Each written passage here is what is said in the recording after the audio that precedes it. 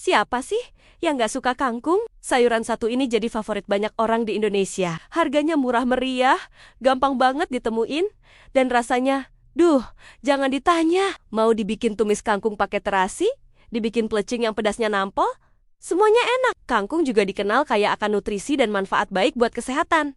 Tapi, tunggu dulu. Pernah dengar nggak kalau segala sesuatu yang berlebihan itu nggak baik? Nah, ini juga berlaku buat kangkung loh. Walaupun sehat, ternyata makan kangkung kebanyakan bisa menimbulkan berbagai efek samping yang kurang menyenangkan buat tubuh kita.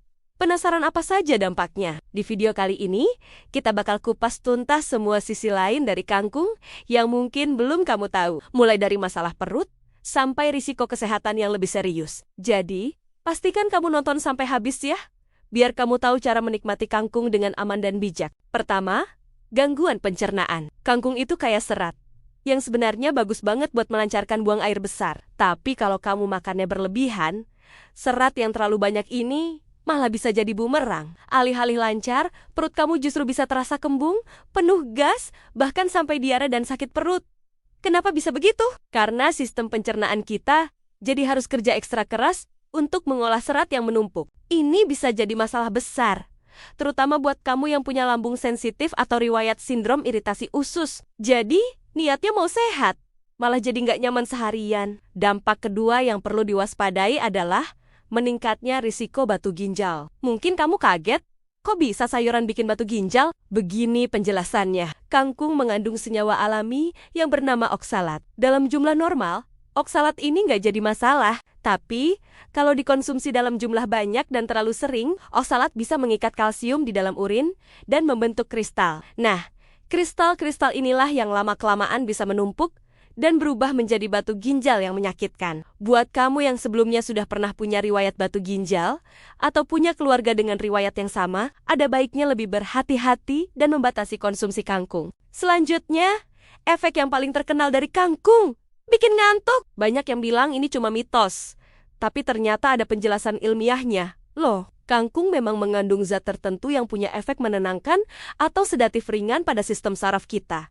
Efeknya mirip seperti relaksasi. Jadi, kalau kamu makan kangkung dalam porsi besar, jangan heran kalau setelahnya badan jadi terasa lemas, gampang mengantuk, dan jadi susah fokus. Efek ini mungkin nggak jadi masalah kalau kamu makannya malam hari sebelum tidur. Tapi bayangin, kalau kamu makan kangkung banyak-banyak pas makan siang, terus harus lanjut kerja atau belajar, wah, bisa-bisa produktivitas langsung anjlok. Dampak keempat adalah penumpukan zat besi yang berlebihan. Kangkung memang sumber zat besi yang bagus untuk mencegah anemia atau kurang darah. Tapi, sama seperti nutrisi lainnya, kalau kelebihan juga nggak baik. Tubuh kita punya batas kemampuan untuk menyimpan zat besi. Kalau asupannya terlalu banyak dari porsi kangkung yang jumbo, bisa terjadi penumpukan zat besi. Gejala awalnya mungkin ringan, seperti mual, sakit kepala, atau gangguan pencernaan. Tapi kalau kondisi ini dibiarkan terus-menerus dalam jangka panjang, kelebihan zat besi bisa jadi racun dan berpotensi merusak organ-organ penting seperti hati dan jantung.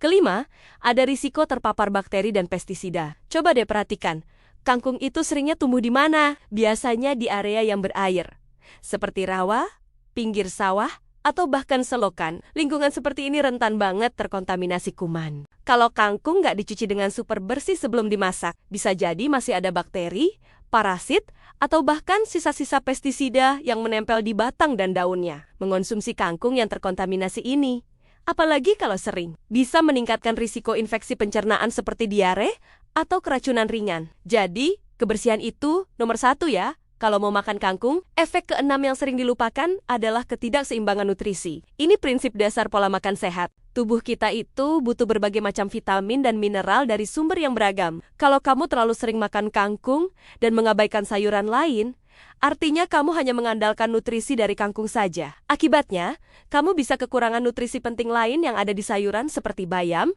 brokoli, wortel, atau buncis. Misalnya, kamu mungkin dapat banyak zat besi dari kangkung, tapi kekurangan vitamin C dari paprika atau beta-karoten dari wortel. Variasi adalah kunci agar asupan gizi kita seimbang dan lengkap. Terakhir, kangkung bisa memicu asam urat. Loh, bukannya asam urat itu dari jeroan atau seafood? Memang benar sumber utamanya dari sana. Tapi, beberapa jenis sayuran, termasuk kangkung, juga mengandung purin.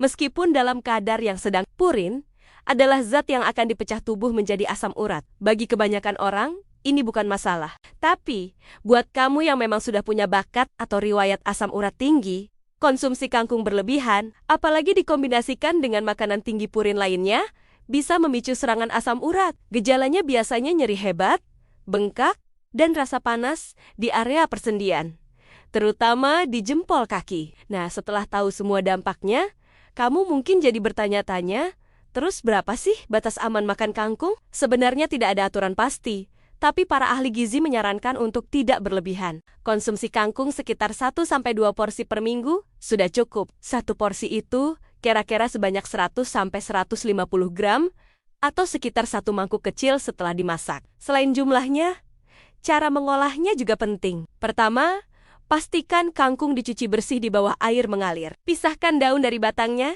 dan cuci satu persatu kalau perlu. Kedua, untuk membunuh kuman, kamu bisa merendamnya sebentar di dalam air garam selama beberapa menit sebelum dibilas lagi. Dan yang paling penting, selalu masak kangkung sampai matang sempurna untuk memastikan semua bakteri atau parasit mati. Hindari mengonsumsi kangkung mentah sebagai lalapan. Agar kamu tetap bisa menikmati manfaat kangkung tanpa khawatir risiko, ada beberapa tips sederhana. Pertama, yang paling jelas, jangan konsumsi kangkung setiap hari dalam porsi besar. Anggap kangkung sebagai salah satu pilihan sayur, bukan satu-satunya. Kedua, variasikan menu sayuranmu. Hari ini makan kangkung, besok coba bayam, lusa brokoli, sawi, atau wortel. Semakin berwarna piringmu, semakin lengkap nutrisimu. Ketiga, selalu perhatikan reaksi tubuhmu. Kalau setelah makan kangkung kamu merasa perut kembung atau sangat mengantuk, mungkin itu tandanya porsimu terlalu banyak. Jadi, kesimpulannya gimana? Kangkung itu tetap sayuran yang super sehat, enak, dan penuh nutrisi. Nggak perlu takut atau sampai anti makan kangkung sama sekali. Yang perlu diingat adalah, segala sesuatu yang berlebihan itu tidak baik. Dampak kebanyakan makan kangkung bisa bervariasi, mulai dari yang ringan seperti perut kembung dan rasa ngantuk, sampai yang lebih serius seperti risiko batu ginjal dan asam urat. Kunci dari hidup sehat itu sebenarnya sederhana. Keseimbangan. Nikmati kangkung dalam porsi yang wajar, olah dengan cara yang bersih dan benar, serta padukan dengan pola makan bergizi seimbang lainnya. Dengan begitu, tubuh kita bisa tetap sehat, bertenaga, dan terhindar dari masalah. Semoga informasi ini bermanfaat dan bisa menambah wawasan kamu soal pola makan yang lebih sehat ya. Kalau kamu merasa video ini berguna, jangan ragu buat klik tombol like, bagikan ke teman-teman dan keluargamu. Dan tentunya, subscribe channel ini biar kamu nggak ketinggalan konten edukatif seru lainnya dari kami. Ingat, sehat itu sederhana, asalkan kita tahu batasannya. Terima kasih sudah menonton. Sampai jumpa di video berikutnya.